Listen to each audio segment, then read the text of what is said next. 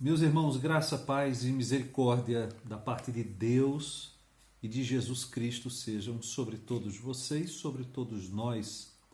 Nós estamos aqui para retomar aquela caminhada que temos feito, disponibilizando para vocês todos vídeos que tratam do grande tema do novo nascimento. E nós vamos fazer isto a partir de uma leitura que está em 2 de Coríntios, capítulo 7. 2 de Coríntios, capítulo 7, versículo 10, a primeira parte diz assim: porque a tristeza, segundo Deus, produz arrependimento para a salvação, que a ninguém traz pesar. Eu vou repetir. Porque a tristeza, segundo Deus, produz arrependimento para a salvação, que a ninguém traz pesar. Vamos falar com Deus nesse momento? Senhor, nós estamos muito gratos a Ti, porque Tu nos tens dado a oportunidade de ensinar, aprender, pregar, ouvir. Sim, Senhor, a Tua palavra. E eu te suplico nesse momento que Tu faças a Tua palavra, a partir desta iniciativa singela, chegar àqueles que ainda não a têm ouvido e se a têm, não têm recebido de Tua parte, ouvidos para ouvir. Sim, Senhor, aquela outra sensibilidade, aquele outro sentido que é um dom de Deus. Nós pedimos que por meio destas iniciativas simples o Senhor faça a Sua palavra prosperar e alcançar aquele coração distante e quebrantá-lo e aproximá-lo. Nós oramos em nome de Jesus Cristo. Amém e amém. Pois bem, nós estamos em nossa sétima lição, em nosso sétimo vídeo, tratando dessa grandiosa doutrina do novo nascimento.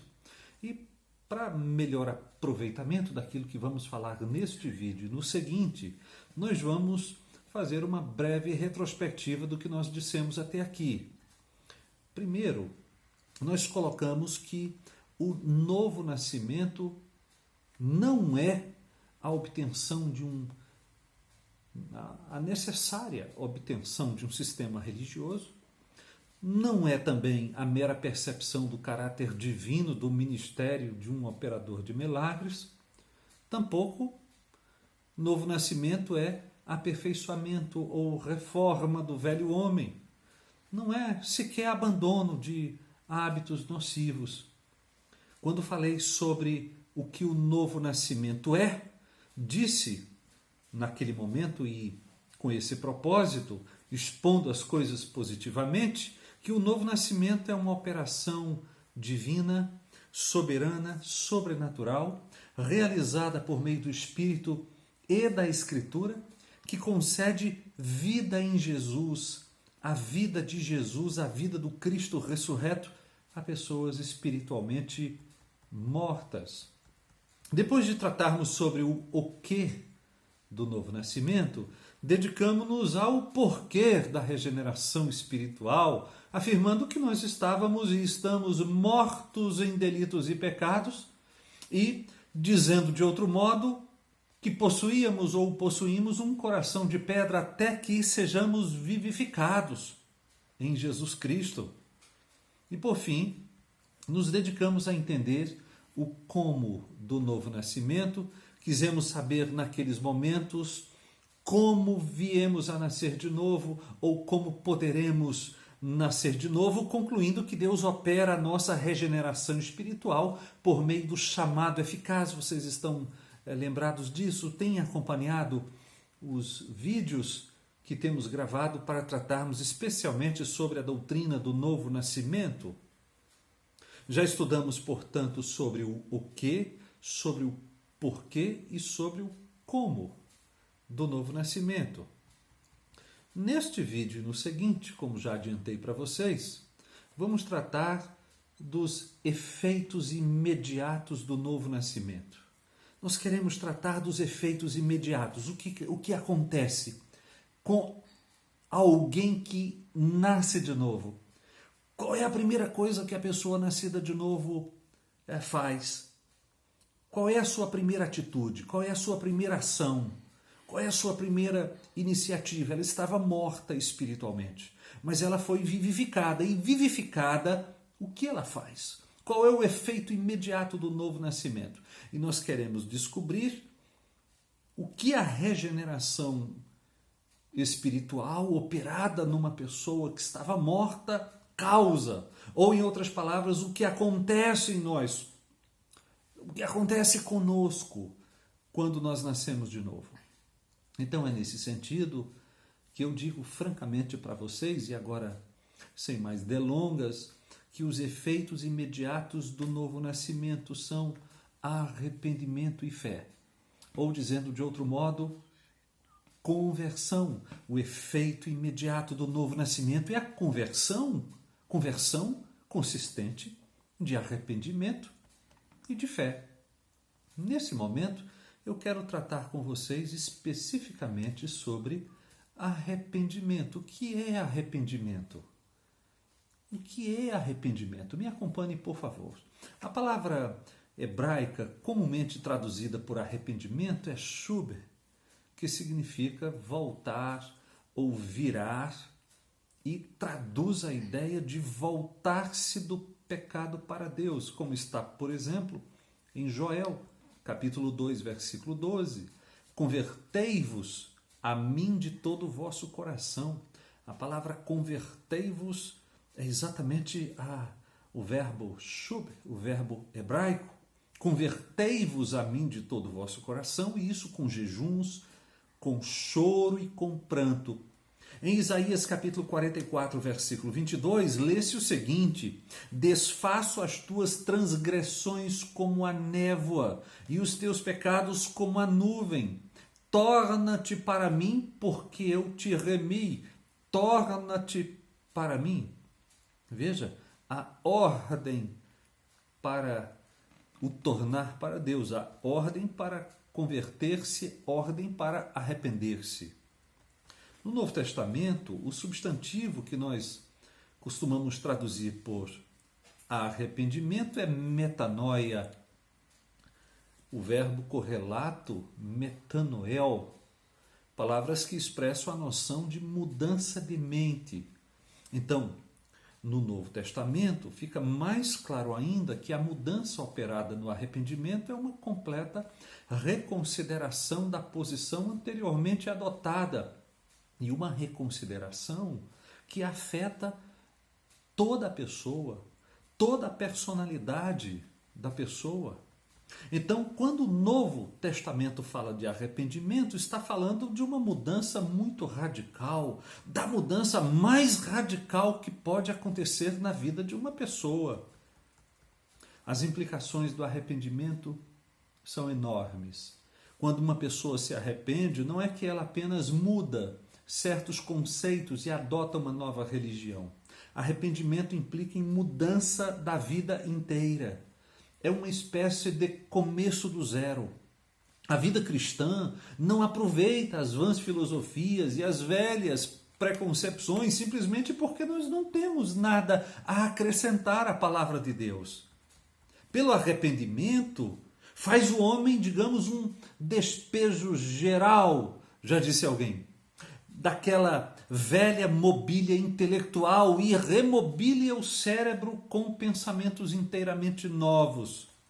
O cristão genuíno não é feito a partir de uma reforma na velha natureza, mas de uma nova criação. Por isso, tudo não é uma questão de adaptações. Arrependimento é uma ruptura radical com a velha vida e ponto de partida de uma vida inteiramente nova. Eis que tudo se fez novo. Mas o arrependimento consiste de quê mesmo? Vamos falar a respeito disso.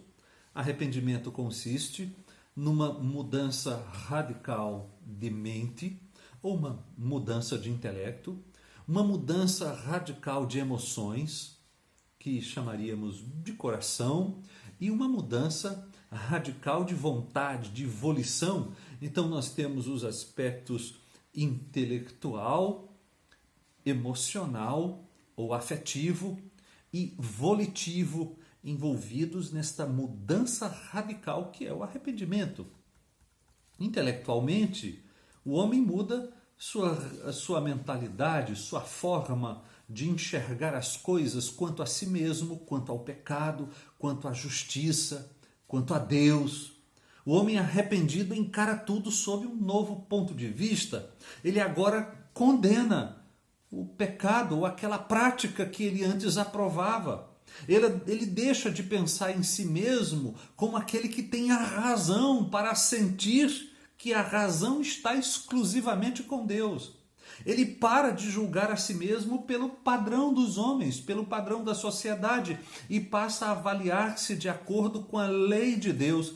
Consequentemente, com essa mudança de intelecto, o homem arrependido abre mão de todo o seu senso de mérito, de toda a sua justiça própria e chega a concordar que Deus tem razão caso o condene. Pelo arrependimento, o homem diz sobre si: estou condenado, mereço a condenação, sou culpado perante o Deus Santo, mereço a sua ira, mereço o seu descontentamento, mereço a alienação eterna de sua presença graciosa.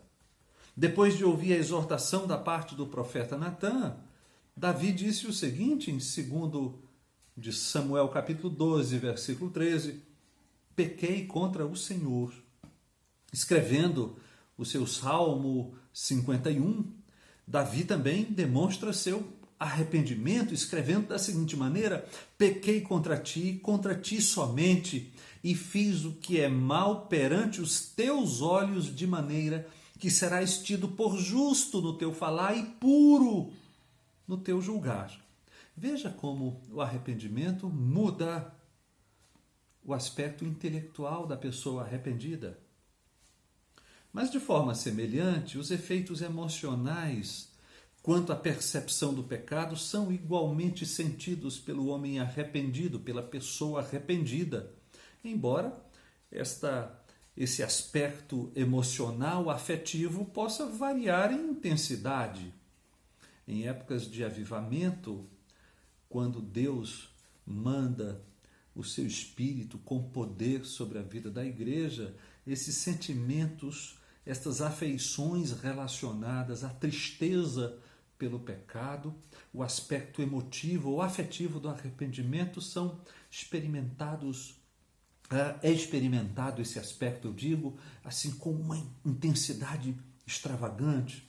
Mas o fato é que não importa a intensidade destas afeições ou desse aspecto emocional, as afeições do homem arrependido mudam. A pessoa arrependida passa a odiar o que antes apreciava. E exatamente porque agora reconhece a gravidade dos antigos hábitos, das antigas práticas, e agora sabe que todo o mal foi uma afronta ao Deus Santo e bondoso, ele é acometido, a pessoa arrependida, o homem arrependido, é acometido de grande tristeza. Paulo menciona a tristeza segundo Deus, o texto que lemos a princípio, que produz arrependimento para a salvação. Então veja que nós temos mudança no aspecto intelectual e mudança no aspecto emocional afetivo. Agora, mais do que uma mudança de mente e de coração, a pessoa arrependida sofre uma mudança de vontade, uma mudança volitiva. Essa mudança volitiva, essa mudança de vontade consiste do abandono, o abandono interior do pecado e da busca pela conformação com a vontade de Deus desde o coração. O hipócrita ama muito mais a conformação exterior. O arrependido muda a partir do coração. O hipócrita luta mais para evitar a aparência do mal do que o mal em si. O arrependido luta contra o mal porque deseja conformar-se à vontade de Deus em tudo. O arrependido está resolvido a abandonar todo o mal conhecido e a reparar os males praticados quando possível fazê-lo. Então, vocês percebem que o primeiro efeito imediato daquela operação do Espírito que o Novo Testamento denomina de novo nascimento, além de outras formas, além de outras denominações. O primeiro efeito imediato do novo nascimento é o arrependimento, e arrependimento é mudança de mente. E eu digo para você que você precisa se arrepender se você ainda não o fez. E se você já o fez, eu preciso lembrar a você que a vida cristã é uma vida de arrependimento. A vida cristã começa com arrependimento e permanece em arrependimento. E arrependimento, lembro a você em síntese, corresponde a uma mudança radical de toda a personalidade da pessoa. Uma mudança radical no aspecto intelectual, uma mudança radical no aspecto emocional, afetivo, e uma mudança radical na vontade, no aspecto volitivo. Você já se arrependeu? Já se arrependeu? Você já se converteu? Já voltou-se para Deus arrependido? Pois bem, se você já nasceu de novo, isso já é uma realidade na sua vida. Sem o novo nascimento, o homem não pode arrepender-se, embora seja ordenado a fazê-lo. Com o novo nascimento e a partir desta operação divina que consiste na concessão da nova vida em Cristo, aí sim, o homem vivificado, ressurreto espiritualmente, dá o seu passo em direção a Deus, consistente de arrependimento. É verdade, não só arrependimento. No próximo vídeo nós vamos falar sobre o outro aspecto da conversão, que é a fé. Mas vamos deixar para falar isto no outro vídeo. Eu espero que vocês estejam acompanhando esses estudos que têm sido disponibilizados nas terças-feiras e espero que vocês tenham aproveitado e estejam aproveitando estas exposições singelas, espero eu, que estejam sendo esclarecedoras para vocês em algum ponto desta doutrina maravilhosa do novo nascimento. Vamos falar com Deus. Pai de amor, muito obrigado por mais esse momento que Tu nos deste para falar, ouvir, estudar, aprender, expor esta verdade grandiosa, esta doutrina grandiosa da Sagrada Escritura, o novo nascimento. Ajuda-nos a compreendê-la, mas mais do que isso, por meio da pregação da Tua Palavra, realize o novo nascimento, Senhor. Eu te suplico, em nome de Jesus Cristo. Amém e amém. Eu termino assim. Um grande abraço em todos vocês. Registro a saudade dos meus irmãos que não estão ainda no convívio presencial da igreja e também registro o desejo que tenho de reuni-los a todos depois desses momentos difíceis, não é? Da pandemia do Covid-19. Um grande abraço. Deus abençoe.